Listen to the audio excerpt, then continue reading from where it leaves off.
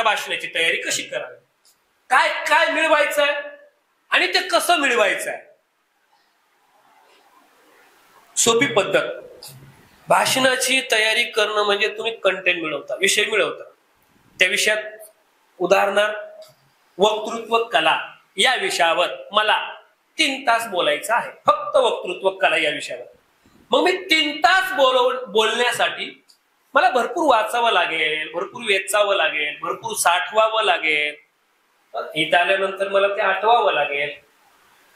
मग माझं भाषण मला ते वटवावं लागेल, त्यातून तुम्हाला पटवावं लागेल. आठवल्याशिवाय वठवल्याशिवाय पटवणं होत नाही. वाचल्याशिवाय आणि वेचल्याशिवाय आठवत नाही. तुम्ही किती चांगलं बोललात यापेक्षा तुम्ही पटवून कसं दिलंय, तुमचं पटलंय का. राजकीय क्षेत्रात तरी लोकांना हेच महत्वाचं असतं, तुमचं भाषण लोकांना पटलं पाहिजे, त्यांचं मत परिवर्तन केलं पाहिजे. मत परिवर्तन करणारं आणि मन परिवर्तन करणारं भाषण हे राजकीय क्षेत्रातलं असतं. विचार करायला लावणारं भाषण हे व्याख्यात्याचं असतं, काही लोकांचं विनोदी असतं. तुम्हाला कुठलं भाषण करायचंय आधी मार्ग निवडा. इथं मार्गच निवडलेला नाही. त्या मार्गानं वाचन करा, त्या मार्गानं माहिती गोळा करा. चांगलं भाषण करण्याची सोपी पद्धत सांगतो, सोपा फॉर्म्युला सांगतो. चांगलं भाषण हे कमी वेळात करायचं, पण त्याच्यासाठी माहिती प्रचंड गोळा करायची आणि प्रचंड गोळा केलेली माहिती सगळी सांगायची नाही, त्याच्यातली महत्वाची महत्वाची महत्वाची छाननी करून काढायची.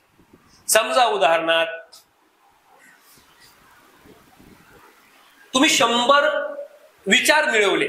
मी वक्तृत्व कला आहे, वक्तृत्व कलेत मी काय काय सांगू. मी 100 गोष्टी तुम्हाला सांगण्यासाठी निवडल्या. 100 गोष्टी इथं सांगत बसायच्या नाही. मग त्या 100 मधल्या मोजक्याच मी ठरवणार कोणत्या कोणत्या बोलायच्या. त्यातून ज्या चांगल्या आहेत, प्रभाव टाकणाऱ्या 10 सिलेक्ट करणार. 90 गेल्या, मिळवल्या 100 पण सांगणार 10च. 100 मिळवायच्या आणि 100 सांगायच्या. ऐकणार कोण.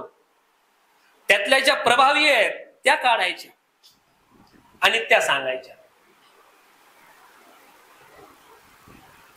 मग मी त्या कुठल्या रसात सांगू. बिभत्स रस आहे, वीर रस आहे, शांत रस आहे, शृंगार रस आहे.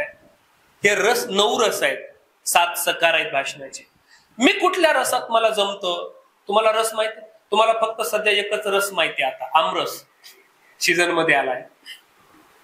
मी कुठल्या रसात स्वतःला बघा थोडस की माझं व्यक्तित्व, माझं व्यक्तिमत्व, मला कुठला रस जमल. एका रसात बोललो तरी चालतं. कुठल्या एका रसात.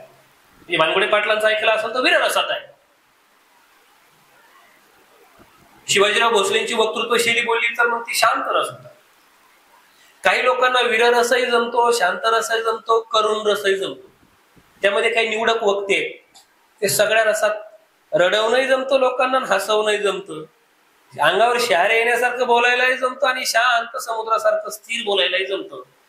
यामध्ये बी काही वक्ते, हे वक्ते थोडी कमी आहे.